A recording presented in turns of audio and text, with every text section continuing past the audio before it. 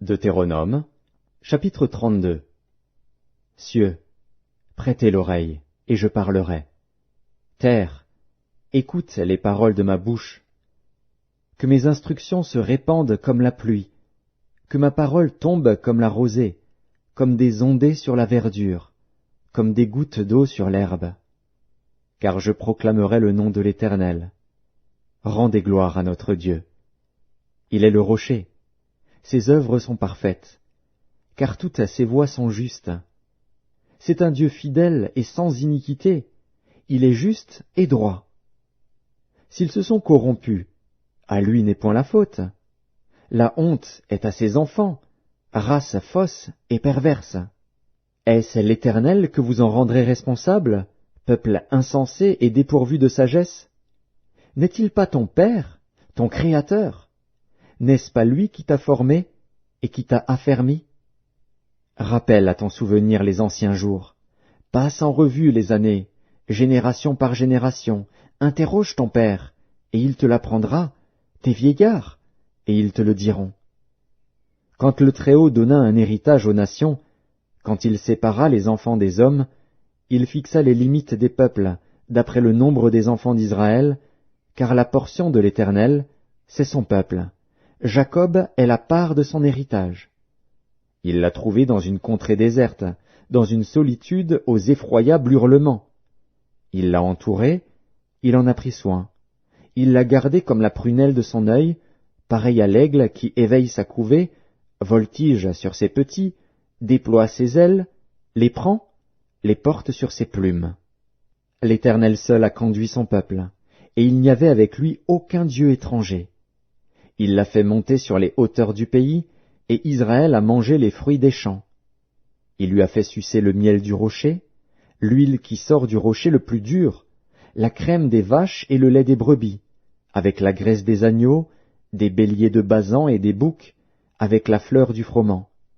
Et tu as bu le sang du raisin, le vin. Israël est devenu gras, et il a regimbé. Tu es devenu gras, épais et replet.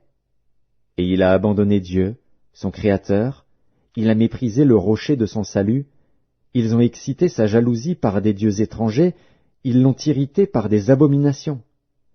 Ils ont sacrifié à des idoles qui ne sont pas dieux, à des dieux qu'ils ne connaissaient point, nouveaux, venus depuis peu, et que vos pères n'avaient pas craint. Tu as abandonné le rocher qui t'a fait naître, et tu as oublié le Dieu qui t'a engendré. L'Éternel l'a vu, et il a été irrité, indigné contre ses fils et ses filles.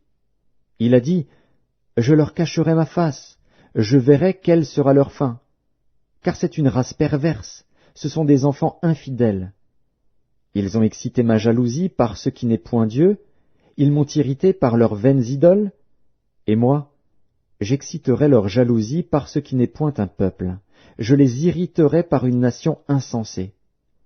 Car le feu de ma colère s'est allumé, et il brûlera jusqu'au fond du séjour des morts. Il dévorera la terre et ses produits, il embrasera les fondements des montagnes. J'accumulerai sur eux les maux, j'épuiserai mes traits contre eux.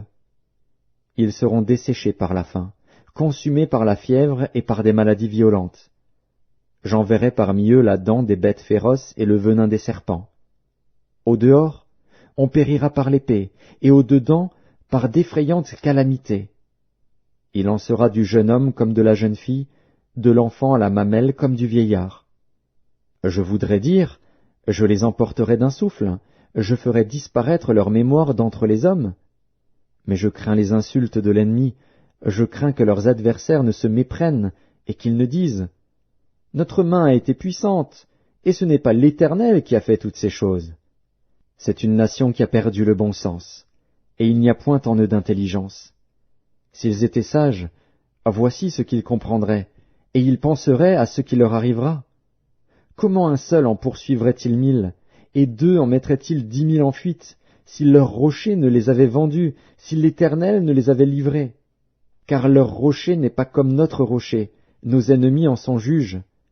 Mais leur vigne est du plan de Sodome et du terroir de Gomorrhe. Leurs raisins sont des raisins empoisonnés, leurs grappes sont amères.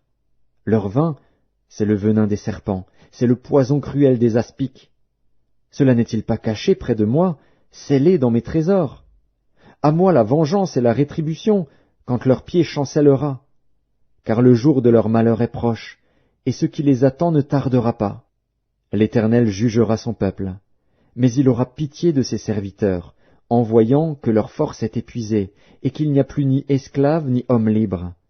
Il dira, où sont leurs dieux, le rocher qui leur servait de refuge, ces dieux qui mangeaient la graisse de leurs victimes, qui buvaient le vin de leurs libations? Qu'ils se lèvent, qu'ils vous secourent, qu'ils vous couvrent de leur protection.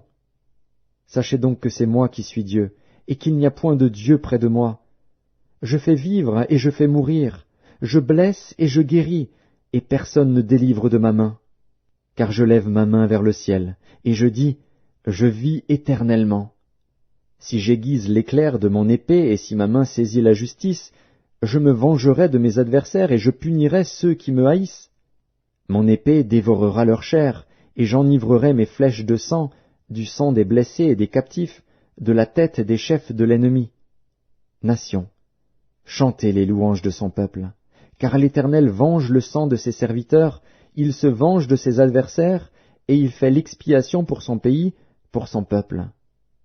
Moïse vint et prononça toutes les paroles de ce cantique en présence du peuple.